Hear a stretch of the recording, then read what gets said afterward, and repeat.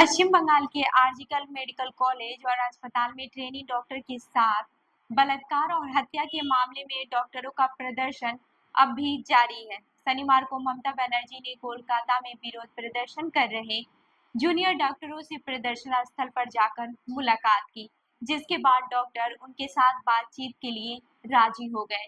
शाम 6 बजे का वक्त तय हुआ और डॉक्टर मुख्यमंत्री आवास पर पहुंचे, लेकिन फिर भी ये कोशिश कामयाब नहीं रही। डॉक्टरों की मांग है कि बातचीत की लाइव स्ट्रीमिंग की जाए। हालांकि राज्य सरकार का कहना है कि चूंकि मामला सुप्रीम कोर्ट में है, इसलिए इसकी इजाजत नहीं दी जा सकती। इससे पहले शनिवार शाम को डॉक्टरों ने ईमेल के जरिए मुख्यमंत्री से कहा है कि वो उनकी मौजूदगी में पूरी पारदर्शिता के बीच सभी मुद्दों पर बातचीत के लिए तैयार हैं। लेकिन सहमत नहीं बनने पर बातचीत के लिए ममता बनर्जी के घर पर पहुंचे राज्य के शीर्ष अधिकारी और हड़ताली जूनियर डॉक्टरों का प्रतिनिधित्व मंडल लौट गया। इसी बीच शनिवार देर शाम को टाला पुलिस स्टेशन के प्रभारी अभिजीत मंडल को सीबीआई ने पीड़िता की मौत की तुरंत घोषणा न करने और एफआईआर दर्ज करने में काफी देरी के कारण सबूत नष्ट करने में उनकी भूमिका के लिए गिरफ्तार कर लिया। कोलकाता पुलिस के एक अधिकारी ने इसकी पुष्टि की है। टाला पुलिस स्टेशन के अधिकारी क्षेत्र में ही आरजीकर मेडिकल कॉलेज और अस्पताल आता है। मंडल के अलावा आरजीकर मेडिकल कॉलेज और अस्पताल के पूर्व प्रिंसिपल भी एफआईआर में नामजद हैं। बता दें कि घोष पहले से ही आरजीकर अस्पताल से जुड़े वित्तीय अनियमितताओं के मामले में न्यायिक हिरासत में है। इस कार्यवाही के बाद पश्चिम बंगाल में विपक्ष के नेता शुभेंदु अधिकारी ने अपने एक एक्स पोस्ट में कोलकाता पुलिस कमिश्नर विनीत गोयल और मुख्यमंत्री ममता बनर्जी का इस्तीफा मांगा है। वहीं शनिवार दोपहर प्रदर्शनकारी डॉक्टरों से मुलाकात करने आई ममता बनर्जी ने डॉक्टरों से कहा कि वो मुख्यमंत्री के तौर पर नहीं, बल्कि उनकी दीदी के तौर पर उनसे मिलने आई हैं। उन्होंने कहा, मैं आपके आंदोलन को समझती हूँ। मैं खुद छात्र आंदोलन से आने वालों में से हूँ। मैंने भी अपनी जिंदगी में काफी मुश्किलें झेली हैं और मैं आपकी मुश्किलें समझती हूँ। मेरा ओहदा कोई बड़ी बात नहीं है, इंसान का ओहदा बड़ी बात है। इस दौरान आला पुलिस अधिकारी और सरकारी अधिकारी भी ममता बनर्जी के साथ मंच पर मौजूद रहे। ममता ने कहा, कल पूरी रात बारिश हो रही थी, आप यहाँ बैठे विरोध प्रदर्शन कर रहे थे और मुश्किल में थे। मुझे भी पूरी रात नींद नहीं आई। मुझे आपकी चिंता सताती रही। आज 33 से 34 दिन हो चुके हैं। मैं आपसे कहने आई हूँ कि आप और मुश्किलें न झेलें। अगर आप काम पर लौटना चाहते हैं तो मैं आपसे वादा करती हूँ कि मैं आपकी मांगों को सहानुभूति के साथ स्टडी करूँगी। मैं अकेली सरकार नहीं चलाती, लेकिन आपकी मांगे देखने के बाद, अधिकारियों और वरिष्ठ डॉक्टरों से चर्चा करने के बाद मैं जरूर इसका समाधान निकाल सकूंगी। मुझे थोड़ा वक्त दीजिए। मैं सीबीआई से अनुरोध करूंगी कि वो इस मामले की जल्द से जल्द जांच करें, ताकि 3 महीने के अंदर दोषी को फांसी दी जा सके। ममता बनर्जी ने आगे कहा, आपके खिलाफ यानी कि प्रदर्शनकारी डॉक्टरों के खिलाफ प्रदेश सरकार कोई कार्रवाई नहीं करेगी।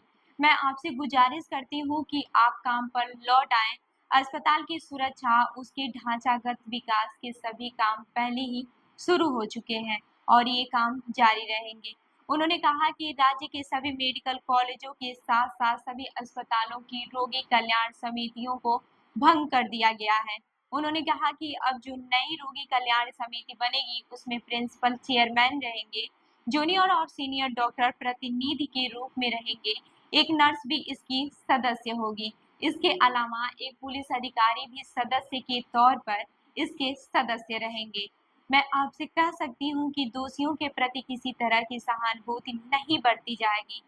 आप आपस में बात करिए और क्या करना है ये तय करिए, और मेरी गुजारिश है कि काम पर लौटिए। समाचार एजेंसी पीटीआई के अनुसार ममता बनर्जी के जूनियर डॉक्टरों से बात करने के बाद जूनियर डॉक्टरों ने कहा कि जब तक चर्चा नहीं होती, वो अपनी मांगों से पीछे हटने के लिए तैयार नहीं है। ममता के प्रदर्शन स्थल से लौटने के बाद जूनियर डॉक्टरों ने पत्रकारों से कहा कि वो अपनी 5 मांगों पर कहीं भी और कभी भी बातचीत करने के लिए तैयार है। अब आपको बताते हैं कि डॉक्टरों की 5 मांगे क्या हैं। पहला, आंदोलनकारी डॉक्टरों का कहना है कि घटना के दोषियों की शिनाख्त कर उनको कड़ी से कड़ी सजा दी जाए। दूसरा, सबूत मिटाने की कोशिश करने वालों की पहचान कर उनको सजा दी जाए। तीसरा, कोलकाता के पुलिस आयुक्त विनीत गोयल इस्तीफा दें। इसके साथ ही स्वास्थ्य सचिव, चिकित्सा शिक्षा निदेशक और स्वास्थ्य निदेशक के इस्तीफे की भी मांग की गई है। चौथा, राज्य के तमाम मेडिकल कॉलेज, अस्पतालों और स्वास्थ्य केंद्रों में तैनात डॉक्टरों और स्वास्थ्य कर्मियों की सुरक्षा सुनिश्चित की जाए। पांचवा, सभी मेडिकल कॉलेजों में भयमुक्त लोकतांत्रिक माहौल तैयार किया जाए। बहरहाल आपको बताते हैं कि क्या था पूरा मामला और इसके बारे में पूरी जानकारी हम आपको बताते हैं कि ये कहां से शुरू हुई थी।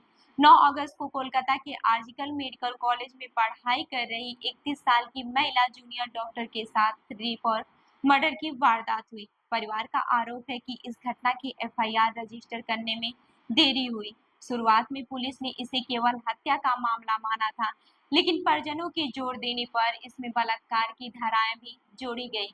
पुलिस के मुताबिक ये घटना रात 3 से सुबह 6 बजे के बीच हुई। इस घटना के बाद ही जूनियर डॉक्टरों का विरोध प्रदर्शन शुरू हुआ।